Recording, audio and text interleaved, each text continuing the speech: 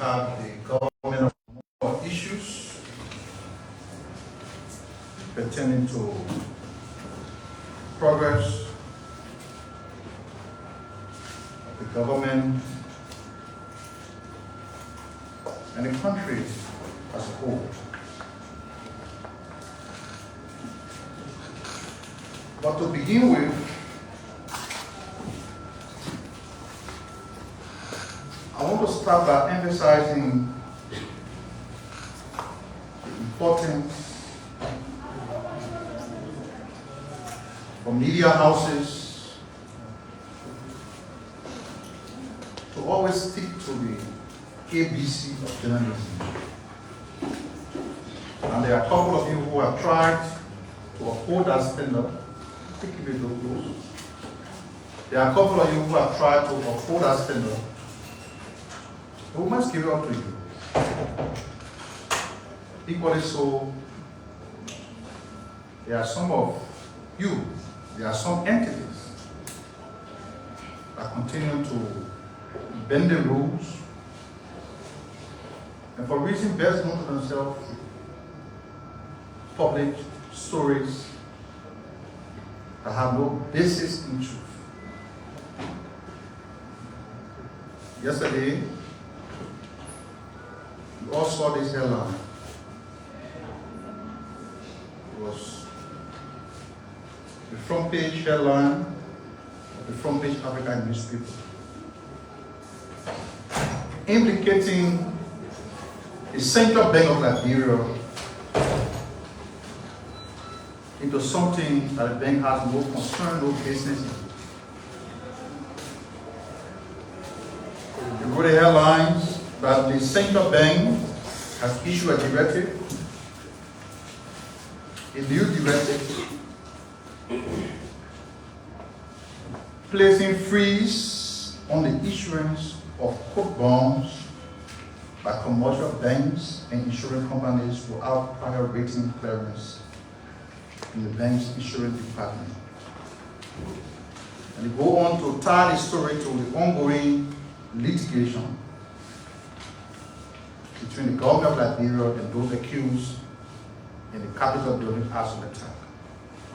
These are the kind of publications that attempt to undermine the true intent of what the government is doing.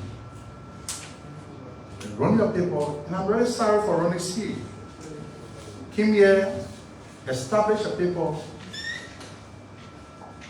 was very credible and balanced. But for some reason, which you don't know,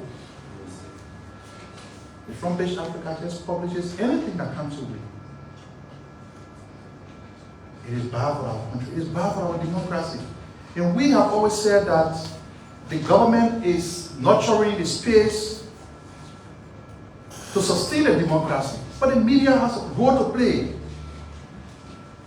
Somebody is accused of committing a crime, and the state is doing everything to ensure that those accused or responsible for that crime can bear the responsibility in keeping with law. And you're in your little corner in your editorial room and running airlines that run counterclockwise to the truth. It's unacceptable. The standard that we intend to hold for our democracy does not really rest on the government. Why the government will want the media to be open, to be bold in publishing stories. The government also would like to see these stories having the basis in truth, and they are also taking into consideration the ABC of journalism. I'm not here to teach you a job. I'm not a journalist. But that's what the profession requires you to do. So because of this misleading and fictitious airline, the Central Bank was compelled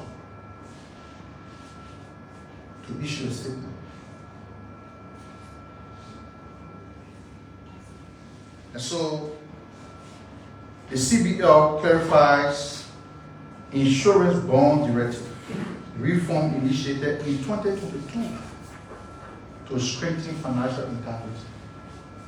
So contrary to Mr. Rooney's front page headline, to say that this regulation was intended to stop the accused, former Speaker Kofa, and others from securing bonds.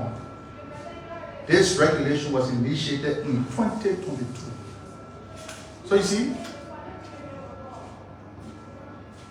so but now I think the front page should be writing the story to the track, but they have initially published it. Family, stop the vision. Talk to you. They should be issuing an apology to the government of Liberia and to the central bank for unnecessarily joining the bank into the politics of the day.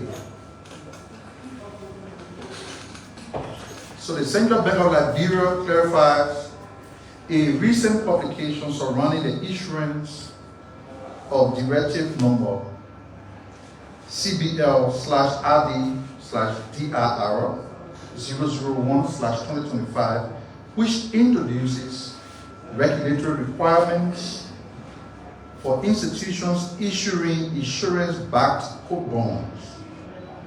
The formulation of this directive began as early as 2022, aimed at enhancing financial soundness, transparency, and accountability within Liberia's financial sector. The bank goes on to give a background on the consultation process that led them to initiating this regulation.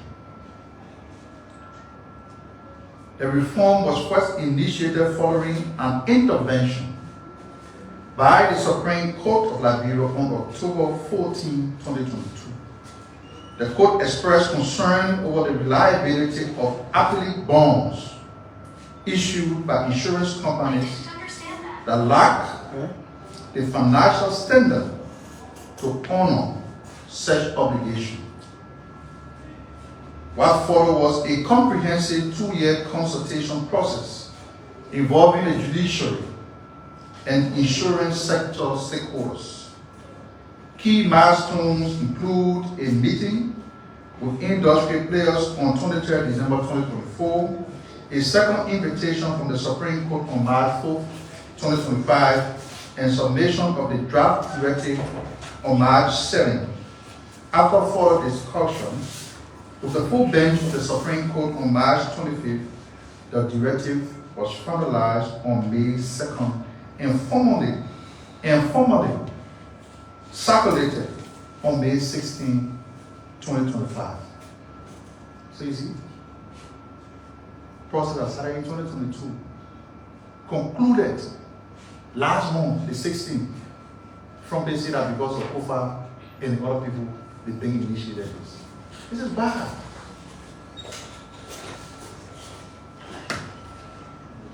The directive introduces a set of compliance requirements to ensure that institutions issuing court bonds possess the necessary financial capacity and regulatory capability. Under the new framework, any insurer or financial institution must submit certified, audited financial statements and all outstanding bonds before receiving approval to issue new ones.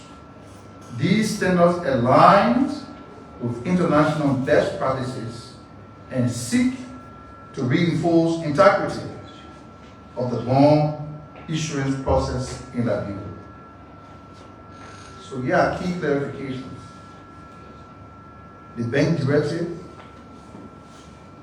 does not prohibit the issuance of court bond, nor does it impose a suspension.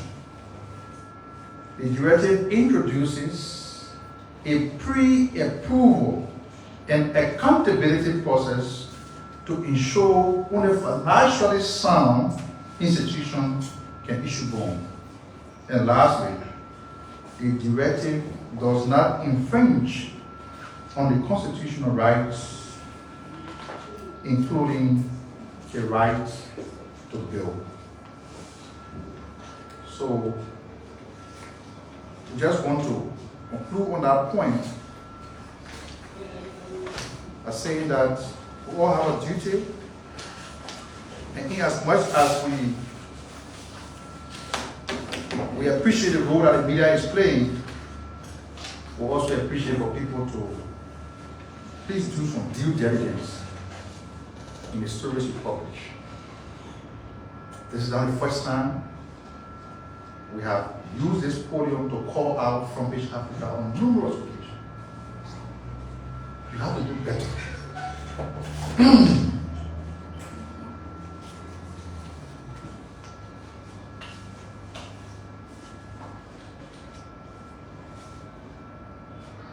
Over the last couple of days, the most topical issue has been the case surrounding the arson attack on the Capitol building. I have to state that a crime was committed in the full glare of the public in December of last year. From December of last year to this time, it's 6 months some days the government has taken.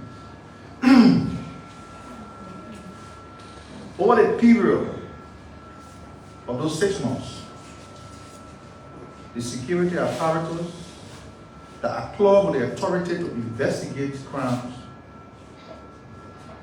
have delved into a thorough interrogation of the crime scene. They even brought in international experts to assist the investigation. And interestingly, the finding of the international experts after the assessment of the crime scene corroborated with that of the local actors. And the finding was that the fire that got in the building was as a result of a deliberate arson attack. Now, the country has a government. The Liberian state has a government. When a crime is committed, the government has got a duty to ensure that those who are linked to the commission of a crime bear the full responsibility. So the government took her own time. No knee-jerk reaction. No knee-jerk arrest. Initiated a comprehensive investigation. And as a result of that investigation, individuals were called in as questions of interest. Yes. Some of those individuals were allowed to go free because, according to the investigator, even though those individuals had made some outrageous utterances, but they could not connect them to the commission of the crime. So they allowed Frank Safogo to go. Frank Safogo, who said that you're going to burn the Capitol building, the investigator said that even though his utterances were manifested, but it was not sufficient to link into the crime, they allowed him to go. Mariko, he threatened war several times at the Capitol building. He was allowed to go free because the investigation was transparent.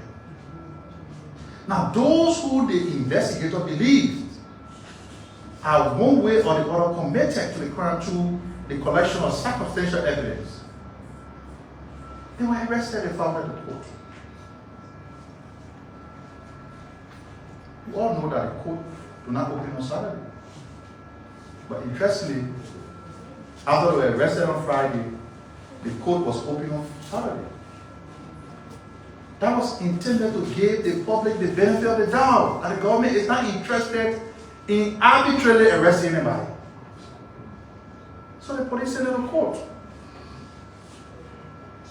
Police sent it to court. The government, when the court gets involved, you have to understand that the court operates independently. The court is not controlled by anybody. The court is governed by the law. So they were taken to South Beach as a result of the determination of the court.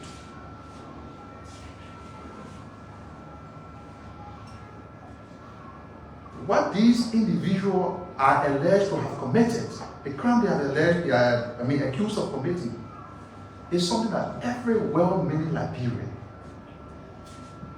even if you from their political party or you are aligned with them politically, you have to see your country above that narrow alignment. Because we're not talking about somebody's horse. We are talking about the seat of the Liberian democracy. The seat of the legislature, the first branch of government, deliberately set ablaze by individuals who believe that the only way they could stop one group of people from convening was to set the place ablaze. That is the sacred shrine of the Liberian democracy. You set it ablaze. Isn't that something for every well-meaning Liberian to say, look? While we are in sympathy with them, we want this matter to be brought to a full conclusion by a speedy trial. That's the most logical thing anybody can do if they are in sympathy with those accused.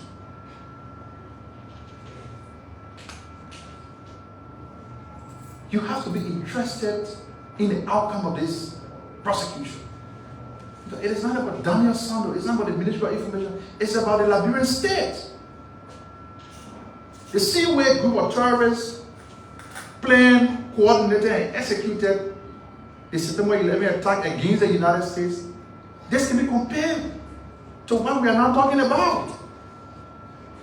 Group of people planned, they coordinated and executed an attack on the Liberian democracy.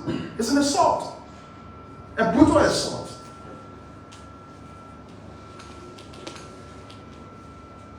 And when they are being processed through the court, we see some political dwarf masquerading the corridor to say, oh, it is unacceptable, the government is witch-hunting people, you are disappointed in the government. I mean, how can you be disappointed in the government when you know nothing about governance? I heard one of the political dwarfs saying, oh, the lawmaker got immunity. That utterances are very awful because you know nothing about Liberian law. No lawmaker here has immunity.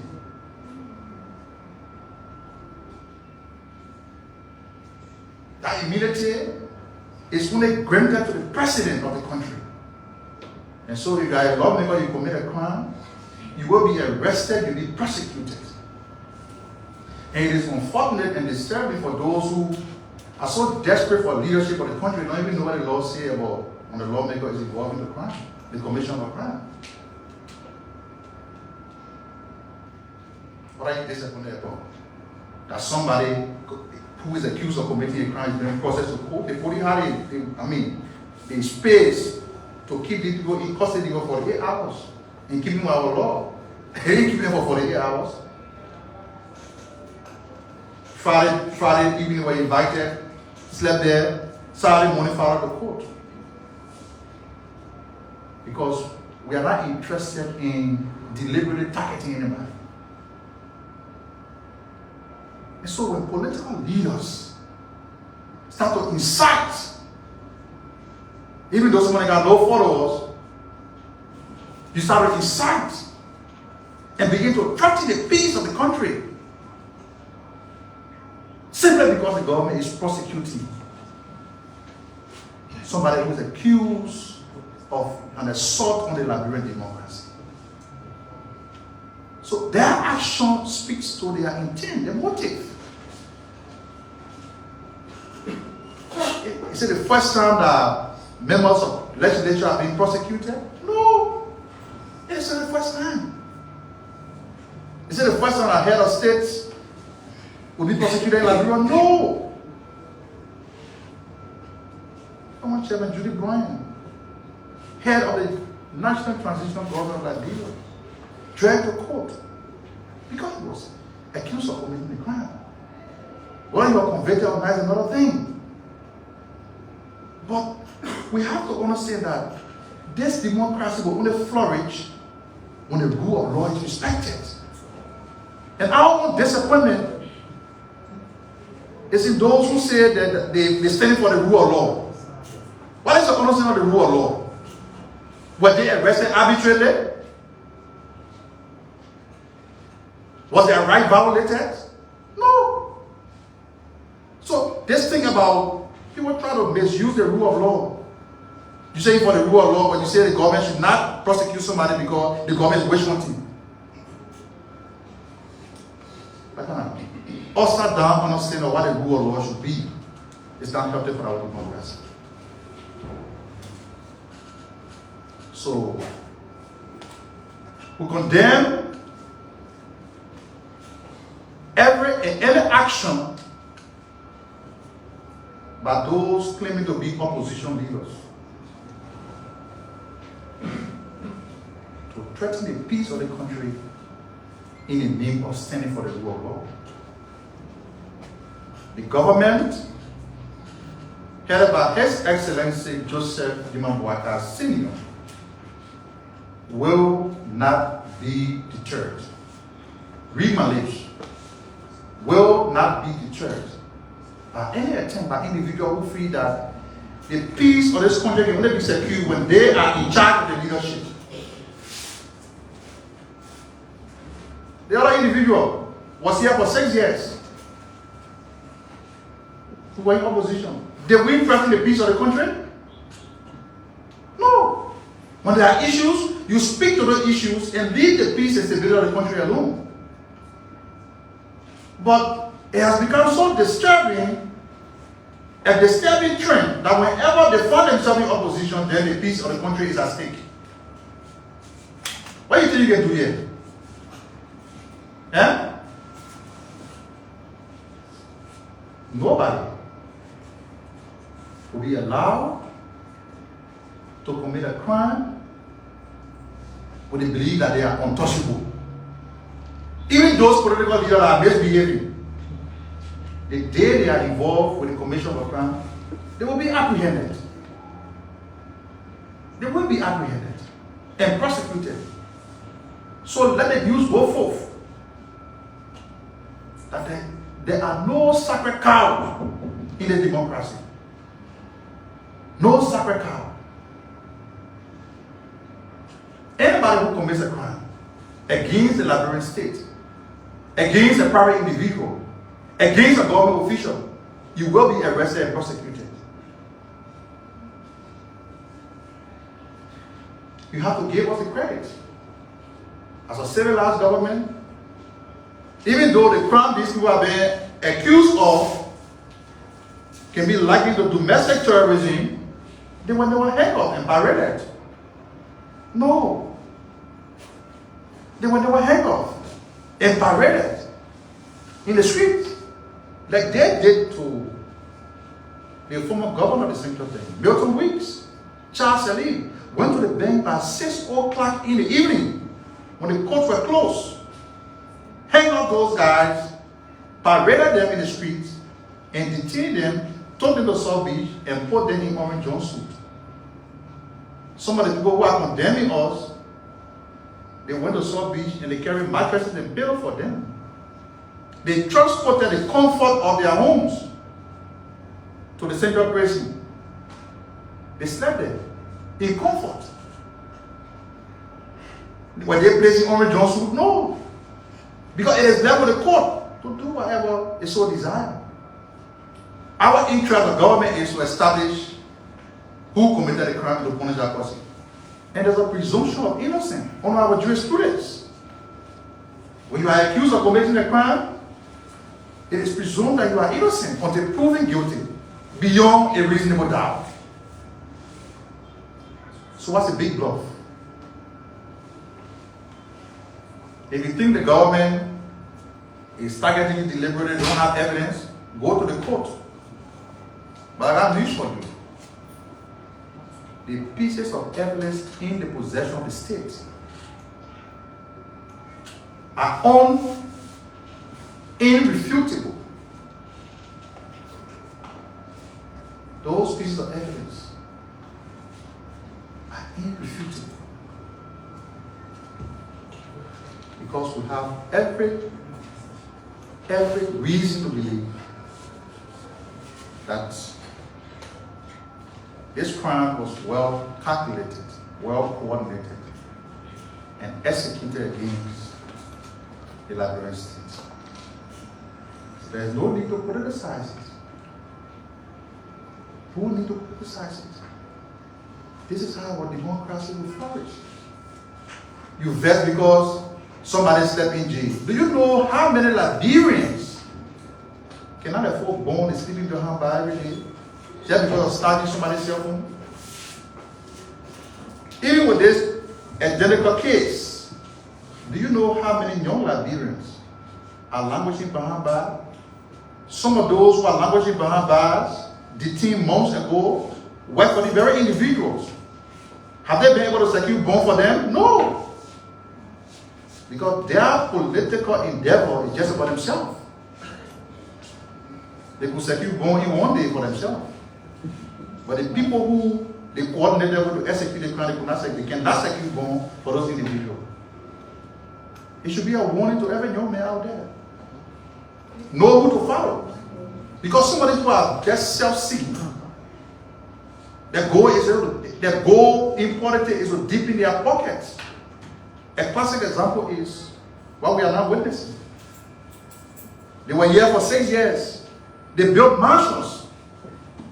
But the political party that led them to power, they could not secure a headquarters for that party. Today, they are at the verge of being evicted. And they will be evicted. The court has ruled. It's either you settle the tenant or the owner of the place. But you will be evicted. Because guess what? Nobody is above the law.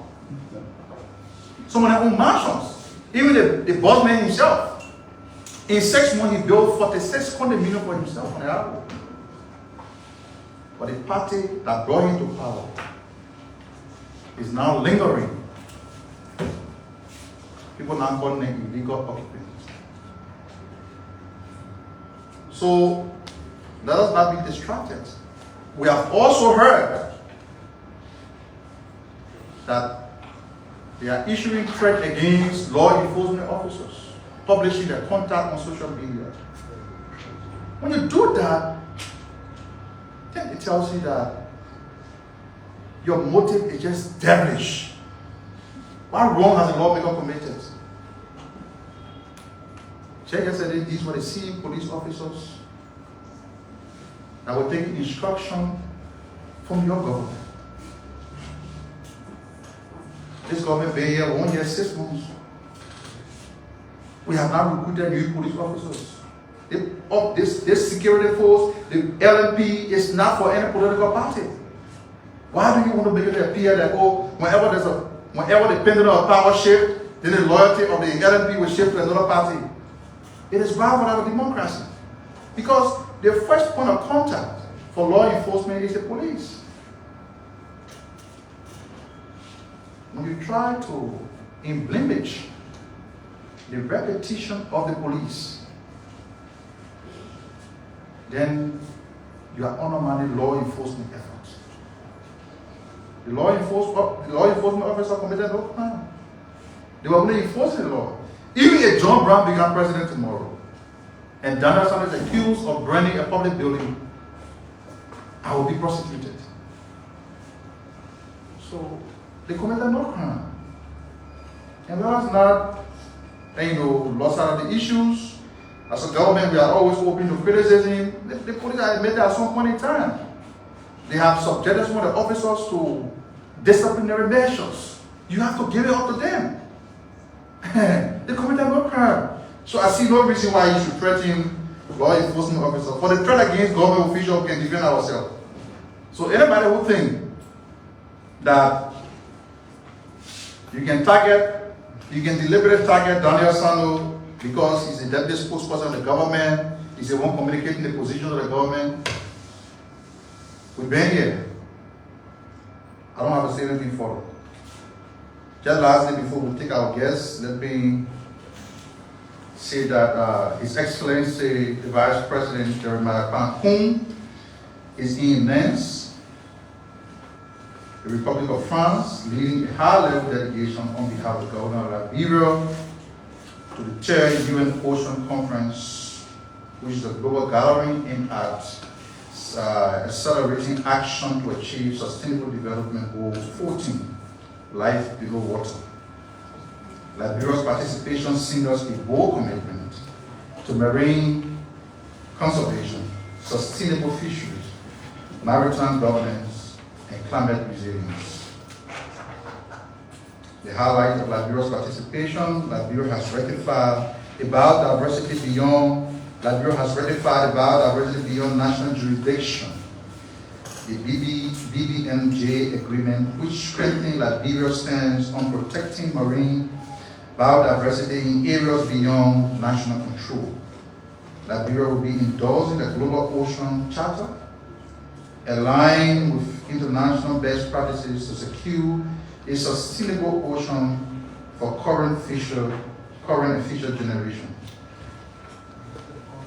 For Liberia, ocean is life, supporting coastal livelihoods, ensuring food security, building climate resilience, and offering opportunities through a growing blue economy, from protecting artisanal fishery zones to tracking illegal fishing and promoting marine biodiversity. Liberia is stepping forward as a committed ocean stout. The Commissioner General of the Maritime Authority, Councillor Lito Zaza Lai Sr., on Tuesday, just a while ago, delivered a statement on behalf of Vice President Kong on the theme "No Safe Harbor, Exposing the True Beneficiary of Crimes at Sea" at an event organized by the Environmental Justice Foundation, where he pledged Liberia's commitment to fighting illegal, unreported, and unregulated fishing. I'm sure you are aware that following the conclusion of the conference in France, the Vice President Kung will be here to the People's Republic of China to conclude on the much talk about yellow machine. These are some of the things that are aggravating our neighbors. They don't want to hear the good things. So we'll communicate with the Vice President delegation, and on Thursday, we'll let it cat out of the bag. Let me now invite Mr. Joaquin to the podium. He will speak to you. There's an upcoming training. He's here to talk about the training, among other issues, concerning the Independent Information Commission. You're welcome.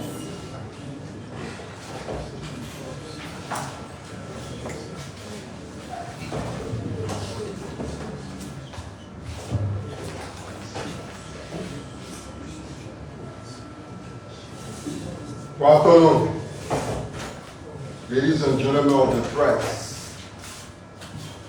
I'd like to thank Honorable Daniel Sano for giving me the opportunity, the podium, to speak to the press.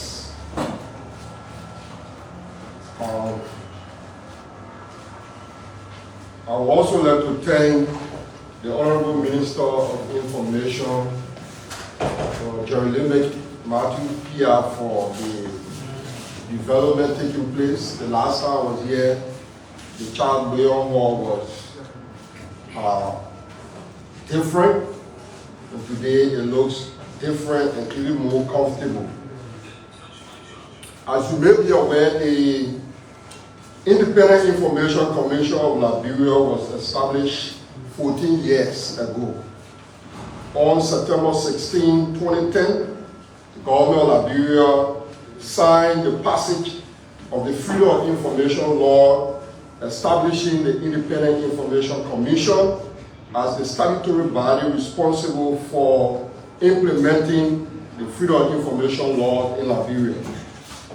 The passage of the FOI law is a milestone accomplishment which demonstrates the government of Liberia's commitment to participatory democracy, accountability, and transparency through public access to information. Freedom of information is a fundamental human right for all people, irrespective of gender, religion, or race.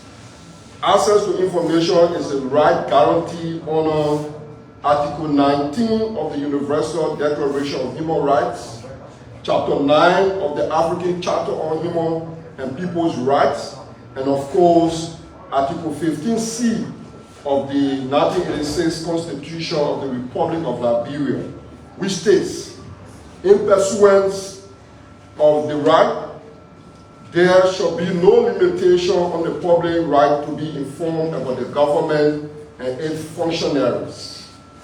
Additionally, access to information is a critical component of UNESCO's review under the Sustainable Development Goals 16.10.2, which aims to promote peace, justice, and inclusive societies. Access to information is immensely beneficial to the population of any country. It helps to show that people can more fully participate in public life, help set priorities for government spending, and help citizens understand decision-taking in their name and empower them to hold their government accountable. It also helps citizens to be more involved in setting development agenda for their community and country. The FOI law gives the right to the public to request, receive, review, reproduce, and retain records and documents held by government institutions and private entities performing public functions or receiving public funding. By this, any member of the public has the right under the FOI law to know about the government. A wide array of information can be requested and received under the Act, and there are obligations on the part of ministries, autonomous agencies, public corporations, commissions, and private bodies, and supported in whole or part by public resources to disseminate essential information that the public will generally want to know, including their core functions and key activities. The Independent Information Commission is clothed with the authority to ensure the implementation of the FOI law of 2010. To be in full compliance with the FOI Act, all heads of ministries, autonomous agencies, public corporations, commission, and private bodies supported in whole or part by public resources are mandated, among others, to do the following. 1. Appoint or designate one employee to serve as public information officer as enshrined in Chapter 3, Section 3.6 of the FOI Act. The overall responsibility of the PRO or the Public Information Officer is to receive requests for information held by the authority or entity and coordinate response or responses of the authority or entity to all the information requests made to that institution. Number 2, establish an internal information request review body as required under Chapter 6, Section 6.2 of the FOI Act. The review body is, in essence, is the first step or mechanism through which a requester of information who receives a negative decision or action regarding request for information or who believes that the transfer of his or her request or the fees charged by the ministry or agency or private entity are inconsistent with the FOI law can seek redress. Number 3, establish and maintain regularly updated and widely accessible user-friendly publications, website, social media, online, as mandated in Chapter 2, Section 2.1 of the FOI law. The FOI law requires all government institutions to provide detailed information regarding their core functions, nature of their activities and operations, and information they possess. When this is done, it will address the aspect of the FOI law that calls for automatic publication or proactive disclosure of information which will alleviate the burden on public information officer of time-consuming and costly search for documents to certify public requests for information. And 4, submit FOI activities report annually to the Independent Information Commissioner as indicated in Chapter 5, Section 5.3 of the FOI. The annual reports for government ministries and agencies are key to the implementation of the Freedom of Information Law in general, because the compilation of these reports shows the total number of requests for access to information filed by the public and processed, the number of requests pending before government institutions and private bodies, the number of requests for information that were declined, the average number of days taken for processing of different types of requests for information. These are vital information needed by the Independent Information Commission to inform the Information Commissioner on the status of implementation of the FOI law, to report to the National Legislature annually as required in Chapter 5, Section 5.4 of the Freedom of Information Law. Advancing the rights of access to information is joint responsibility between the government and its citizens. Government institutions must therefore ensure the provisions that the FOI law or line are implemented and enable citizens to use the law. This can only be done possible when government ministries and agencies adhere to their statutory obligations as indicated in the provisions that are stated earlier. This is because we believe that the ultimate value of FOI law rests in its use, and it is only by ministries and agencies observing their statutory responsibility under the law, citizens can become empowered to seek and make requests for information. By that, the benefit of access to information will be enjoyed. To understand the level of government compliance with the provisions of the FOI law as stated earlier, the IRC commissioned an FOI audit of government institutions beginning Monday, October 2nd to November 15, 2024. The result from our audit shows a declining state of the implementation of the FOI laws of Liberia. During the audit, 103 ministry and agencies were assessed. Of this number, only 23 agencies and ministries have appointed public information officers with notice to the IRC. Our audit also shows that of the 103 ministry and agencies assessed, 82 have functional websites, while 32 publish the Entities Act. But one published its budget and one has the internal information request body established. That is the Ministry of Information, Culture and Tourism. The agency that published the budget is the Ministry of Finance and Development Planning. Only one institution has filed its FOI activity report to the IRC, which is also the Ministry of Information, Culture and Tourism. Critical to this audit finding are 78 ministry and agencies have not officially appointed public information officers, and 103 ministry and agencies have not established internal information request review body. The lack of these very important feedback mechanisms that are pivotal in facilitating public access to information undermines the provision of information, which effectively denies the public to government information.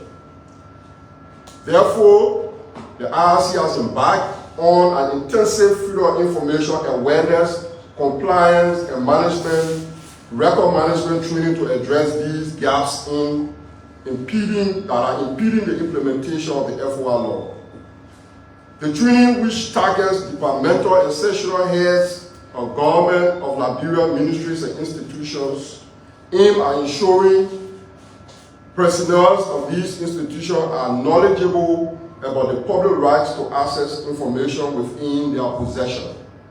It is expected that once these personnel are trained, their individual institution will take the necessary compliance action that will promote and protect the rights of the public to access government information.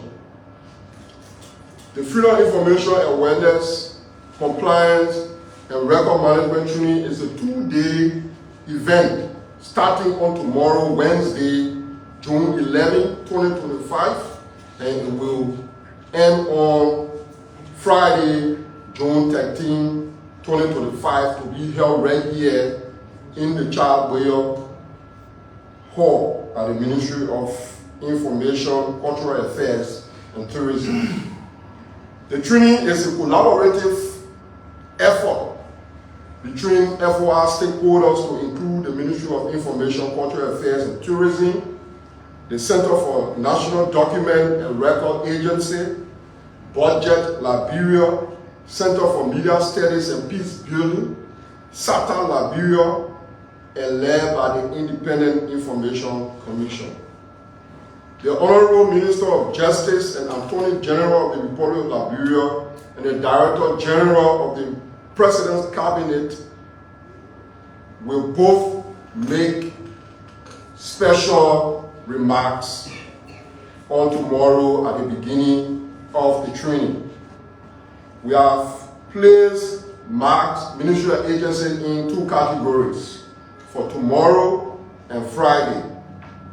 The tomorrow section will include the Ministry of Information, Cultural Affairs, and Tourism, Ministry of Mines and Energy, Public Procurement and Concession Commission, Ministry of Foreign Affairs, Ministry of Internal Affairs, Bureau of State Enterprises, National Housing Authority, Liberia Agency for Community Empowerment, Liberia Institute of Geoinformation and Statistics, and the Liberia Extractive Industry Transparency Initiative. For the Friday session, the ministerial agencies will include the Ministry of Public Works, National AIDS Commission, Liberia Intellectual Property, National Investment Commission, the Ministry of Post and Telecommunication, the Ministry of Transport, General Services Agency, General Auditing Commission, and the Ministry of Finance and Development Planning. We particularly indicated in the letter of invitation that each of these institutions will be represented by designated staff or employee in these categories. One must be the Deputy Minister for Administration or its equivalent at the presidential appointment level. 2, Head of Records at these institutions. 3, Head of Communication or Public Affairs. 4, the Head of RT or the Web Operator. And 5, the Head of Finance or Procurement. The training will begin on 9 a.m. tomorrow morning and also 9 a.m. on Friday morning. We are encouraging all the designated personnel or staff of the invited institution to be present and on time. We cannot achieve the implementation of the freedom of information if government institutions do not collaborate and work together to ensure that their statutory obligations are adhered to.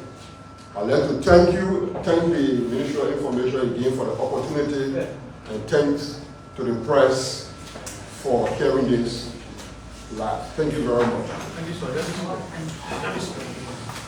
Just before you take the question, I have to announce some major development from the National Code Authority. They sent us the weekly updates. The NPA is actively developing a modern master plan And the goal is to align its operation with contemporary global standards. As part of this process, the MPA recently hosted a team of engineers from Tagamet, Morocco, and the team conducted an on-site assessment and data gathering mission to support the planning framework, strategic partnership with Make Group Korea. In a major boost to Liberia maritime sector, the MPA has entered into a partnership with Make Group Korea to establish a multi-functional shipbuilding and maintenance hub in Buchanan City, Grand Bassa County. This collaboration aims to create a trade value chain exceeding $10 million and will generate over 3,000 direct jobs and will significantly enhance local capacity development.